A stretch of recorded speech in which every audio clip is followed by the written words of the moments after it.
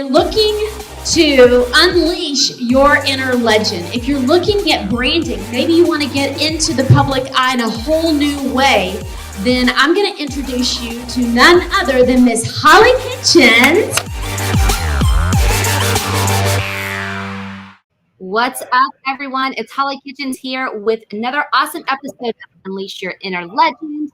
And I am so excited about today's guest because you guys are about to be mind blown as much as I was when I not only was introduced to him, but then also consuming his content was just even like a next level. So everyone, welcome Salvatore Buscemi. Hi, how are you, Hollie? Good to see you again. Oh my gosh, I'm so excited. And Sal, you are incredible, your mindset, everything. And as listeners had heard into the intro of your all of the accolades that you have and all your credentials, they are definitely in for a treat, to say the least. So I'm super excited to have you on because you have so much going on. But first, I want to talk about the most exciting thing you've got going on right now, which is your book launch that you just had. Yes. Let's talk about that. Yeah, the book is written for, it's interesting. It's a book on finance. And today there's a lot of noise in the industry. There's Bitcoin, there's stocks, there's all these financial news stations. So they're just giving you bite-sized pieces of information, but it's really not anything anyone can really build a legacy on top of. So what I've done is over the past 20 years, managing money for very wealthy families and now what we call ourselves allocators, I put together a handbook for what we call the next gens, or the people who are your kids, right, who will be inheriting this, because there's been a massive amount of wealth, Hollie, that's been created over the past 20 years. Think about it. Amazon never existed 27 years ago.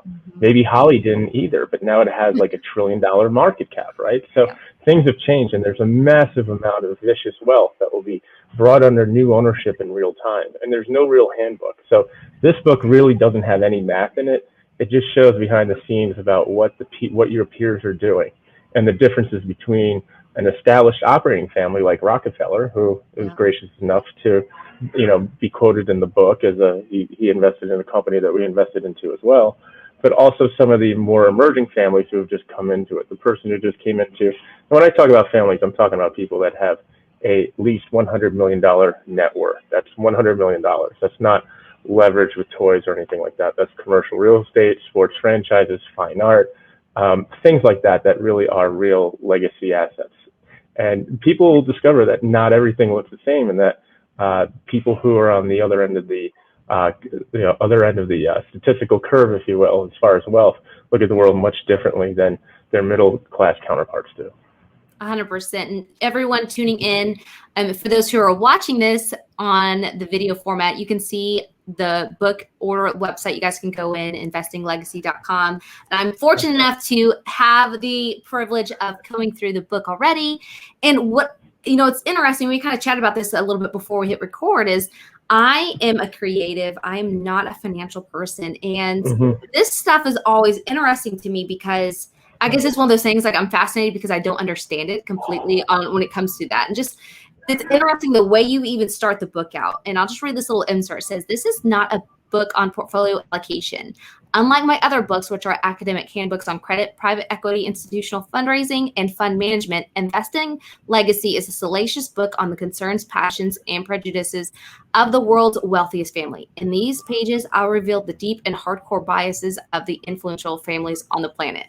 Like, that opening statement, I was like, bam, I was already bought into it. I was like, this is going to be some good stuff. So, and what I love about it is, you always hear about when people come into money. Maybe it's lottery, maybe it's an inheritance, maybe it's some kind of a lawsuit or so on and so forth. But they come into this money, and we all know these people who do that. And almost as quickly as they come into it, they come out of it, and they're almost even triple in debt after that. And it's so sad to see this, or you hear about, generational wealth ends after, comes a point in time when a kid comes in and maybe messes it up or makes a bad investment, and the entire family legacy is down the drain. So I'm super excited to chat with you more about the 1%, or as you call them, decimals. Is that correct? Correct. Yes. Yeah. That's the inside baseball term, the decimals. Yeah. I love it. So also too, an interesting point in the book that I want to talk to you about was you were talking Sure. about defining middle class. And I found this was very interesting. It's a very interesting perspective. And you say today having less than 10 million in assets is middle class. So let's kind of expand on why that is your philosophy and why you believe in that. I think there's a lot of, as I said before, there's been a tremendous amount of wealth creation, but there's a tremendous amount of debt creation. Yeah. And so people today are more so dopamine focused than they've ever been. If you look at Instagram, if you look at Facebook, people would rather take their inheritance and buy a Rolls Royce with it rather than do something like maybe, do anything else that would maybe give them any sort of legacy, right? Because really what it comes down to, and one of the families told me is, you got to think about it. What do you want your kids to think or say about you after you pass, right? And so right now what we're dealing with is people who are basically emotionally charged because they don't know who to take advice from. And sometimes it's from people who haven't been successful in anything. Sometimes it's, in the case of our business, it's asymmetric advice from sell-side investment professionals. That could be brokers of any kind looking to sell, a piece of real estate or an investment, but you have asymmetric interests. And that's really what the decimals are looking for today, is to make sure that they have an alignment of interest with other investments and not being sold things that are just boilerplate, mostly liquid products, crypto products, things like that, which are today have become more speculative than they were back when they were, a different class of asset back in the 60s and 70s. Yeah.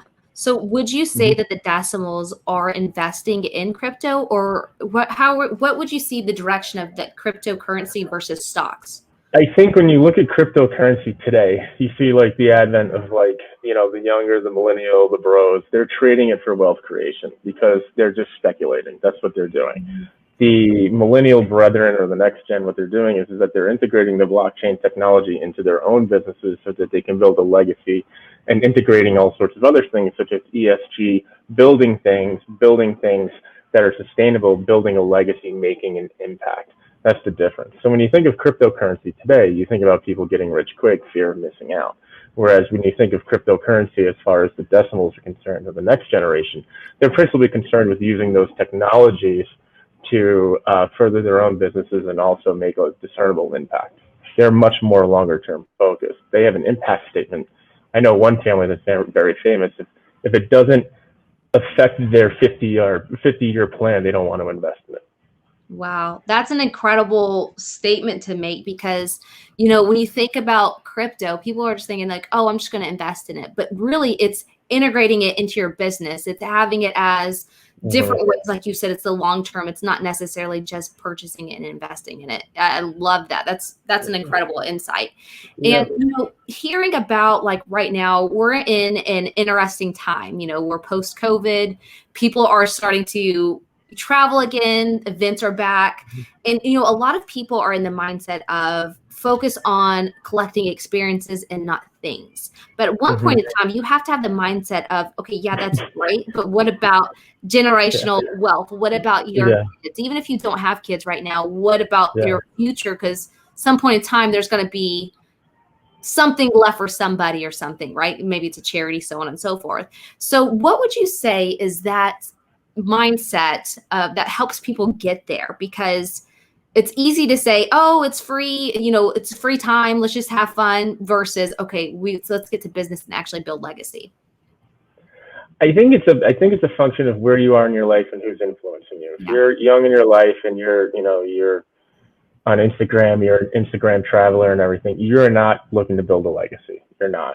But when people when it comes down to do business with people, usually what the decimals do is they look for someone to hyphen with. And that could either be in like an impact initiative, or that could be in something like maybe like a joint venture, for example, in any sort of partnership. And you hear about wealthy families doing this all the time. And when you start to have the long-term thinking, like, hey, I don't want to live for tomorrow anymore. Once things have gotten moving for me, I have a kid, I have money now, I'm not scraping by, I'm not in survival mode, I actually have some wealth. Now I can start thinking about, okay, how do I and really what it comes down to is ego. How do I differentiate myself from my peers, right? If I just inherited $10 million, for example, the question is, I don't want to go into crypto because that looks like what all the poor boy, what guys are doing. Yep. And they don't want to be involved in speculating. They're like, how do I put a stake in the ground so I can show everybody on Instagram that I am more sophisticated, more connected, attract a better looking woman, rather than just showing off like another Porsche or, some sort of bogus type of, shiny trinket. And really that's evolving in the two ways. Number one, it's through your investments, right? I talk about this in the book, but later on in the book too, it's no longer about being liked. It's about the influence. It's about having a tighter network, but more personal, more interactive. And I think that's the new currency today, especially with the wealthy families, is that people are looking for that interactivity. And you're going to come back to what I think is society investing. And if you look at how the investment banks, Goldman Sachs, Lehman Brothers, how they were all built, they were basically partnerships or societies where people trusted each other. They were all very wealthy merchants. They started after the Civil War and, moved up to New York, and the rest is history. And I think you're going to start to see that migration right now, because I think there's tremendous pressure to be conspicuous with investments. And I don't think the mainstream, financial press, which mostly sells liquid items to make a fee, is really answering the call to that, to the needs for this. Because really what these next gens are looking for is a drop down on the rung of the ladder, so that they can get the experience to execute and do deals themselves too as well. And we talk about that in the book too. 100%. And you guys have got to absolutely go out and get Sal's book. It is an incredible, just a great guide or playbook, if you will, to really understand. And like I said earlier, it's actually an easy read. And I am not, I'm not one of those people, but it's such an easy read. And it's very fascinating, your way and your perspective of putting things into where it changes your mindset of, like you said, thinking not like, I want to live just for today, but I want to live for legacy. I want to start putting those solid foundations into making sure that I have financial security, not just for myself, but for generations to come. Yeah, I mean, think about it. And I don't mean to interrupt you, but we're at a very precarious point right now in America. And I think it's becoming like the Brazilification of America, where you have there's going to be much more disparate, binary, segregation of wealth, where you have poor people over here, you have the wealthier people over here, and it's just going to be a much different view of the world. But you're correct. Yeah.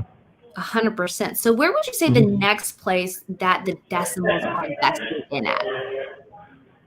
Right now, you're starting to see them move into things where the emerging families, the new decimals, are following the established families, like the older families, into doing things that to them is what they consider to be the ultimate sport of privilege. And that's a lot of life sciences investing, healthcare investing. Right now, that's huge. A lot of people have the belief, I do too as well, that we're coming out of the pandemic and we're going to probably have the roaring 20s as far as healthcare and life sciences is concerned, because anything life sciences has just gone to the moon almost. And that's going to continue as progress, and it'll probably ebb and flow. But the other thing people are moving towards too is more so emerging sports franchises, believe it or not, because there's a tremendous amount of influence that comes with it, right? Think about it. If you know someone who owns a sports team, that enhances your status, right? So it's like, hey, I know the owner of this sports team, so that's, people like that notoriety. So there's going to be a rise of that, because that's more of what's considered a statement asset. Traditionally, when people think of statement assets, they don't really know what it means, or they think of fine art. That too is considered a statement asset.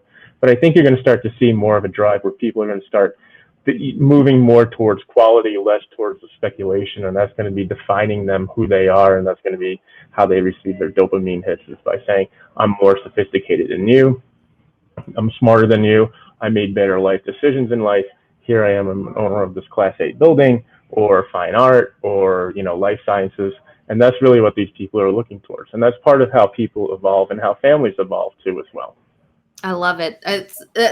You surprised me. I mean, it makes sense, but you did surprise me saying sporting events, because you're spot on with that though, because it is definitely a status symbol saying you own this or you're part owner of that team. People definitely look at you a lot differently whenever you say things like that. Yeah, oh sure. And there's a whole chapter there with and it's funny, Holly, I really enjoyed it because I went back to the old school original sports families in Chicago with the accent, full on, the experience. And we were sitting at Gibson's Italia for over a weekend. And of course he's drinking wine and the accent's getting thicker, but it talks about the real stories about why these sports franchises are probably the best investments because they have such fierce brand protection. You can't wear an NBA or NFL hat without, you can't make it at home and, give it to your kids at school to wear, right? I mean, you're going to get Roger Goodell will come down and fine you and take your house away from you. So that's what keeps the value of all these franchises going. Yeah. But it's also good too, because there are some people who have actually turned it into a portfolio where it's like well managed like anything else, like it would be real estate or stocks. And there's examples of that too as well in the book. But there's a lot of names in there who talk about it from firsthand experience and corroborate, this is really what it is. It's a society. It's like a YPC on steroids, it's like, it's what it is, sports ownership. There's no other society like it. I love it. It's always, it's definitely a fascinating. Sorry about that. Mm-hmm. You're absolutely great. It's a fascinating, it's a fascinating status symbol for sure and why people go after it, but it's definitely, you're spot on. It's, hey, I made better life choices. I love that line that you just said earlier. So when it comes to, absolutely it does. So when it comes to, mistakes that you see people make, I know you've talked about like the 3 generations, you have the first person who makes the money, the second person who keeps it. And then by the third time, there's a lot of times people go broke after that. And you specified in the book that it's because they don't evolve. What are some tips or some strategies you can share with people that can help them, when it comes to developing that and creating that solid foundation so that it doesn't stop after the 3rd generation?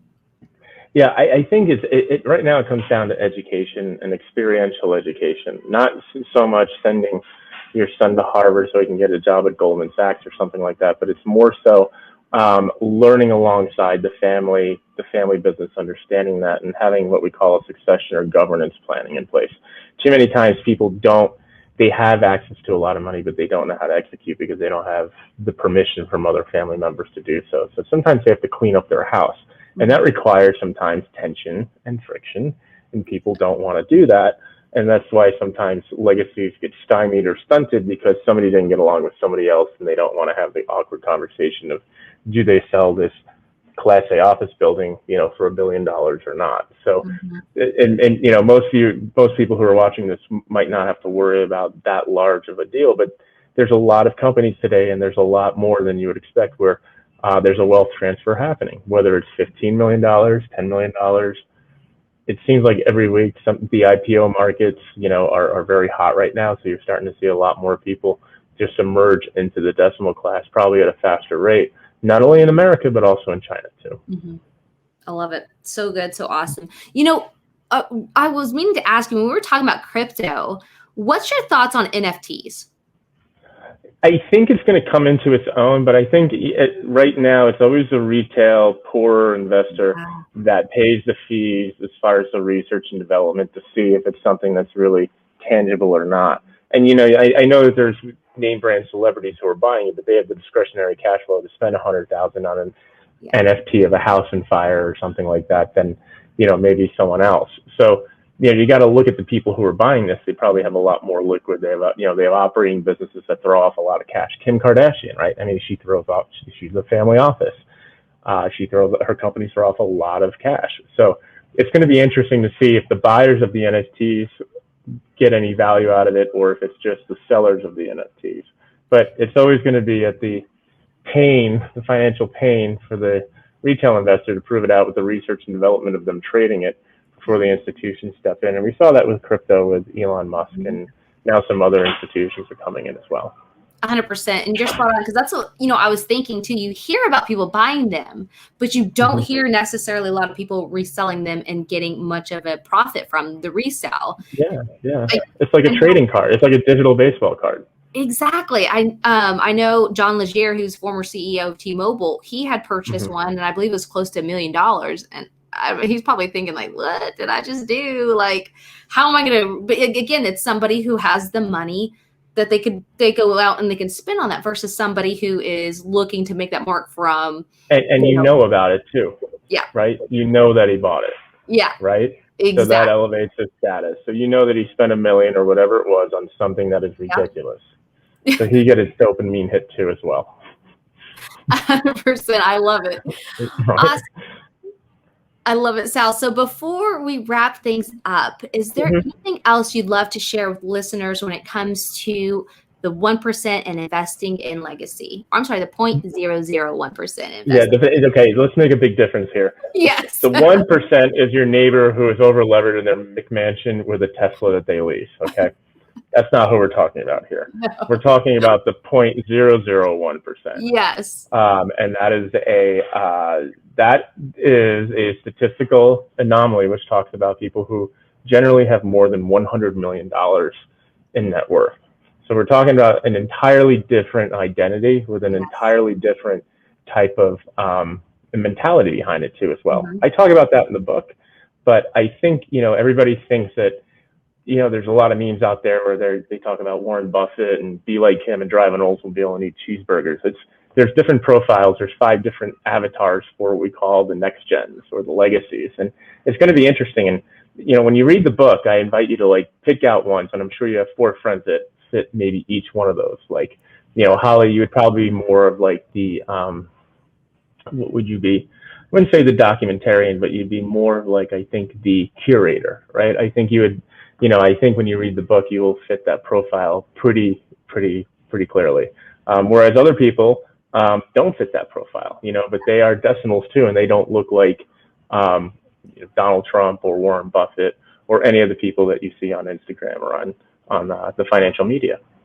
100%, Sal. Well, thank you so much for taking the time to sit down with us. Everyone, Perfect. You guys all listening in, you have to go out and buy his book because it definitely is a great mindset shift, and it really puts things in perspective. That's an easy way to consume. It's not one of those oh my gosh, another financial book type things. No math. 100% honest, everyone. But I absolutely love it because you're focused not on just right now, but you're focused on the next generation. And I think that's huge right now because not a lot of people are doing it. Too much are consumed with either what's happening today or what happened yesterday. And not a lot of people are really concerned about the next gen. And I absolutely love everything you're doing, Sal. Yeah. And again, I appreciate your time for being here on the podcast. Thank you so much. I appreciate it, Hollie. Thank you for your time. Thank you so much. It's been a pleasure and a privilege. Thank you. It's your host here, Hollie Kitchens, and I just want to say thank you so much for listening to the Unleash Your Inner Legend podcast. I hope you found inspiration and motivation in this episode. For resources to help you unleash your inner legend, go to holliekitchens.com. I will catch you guys on the next episode.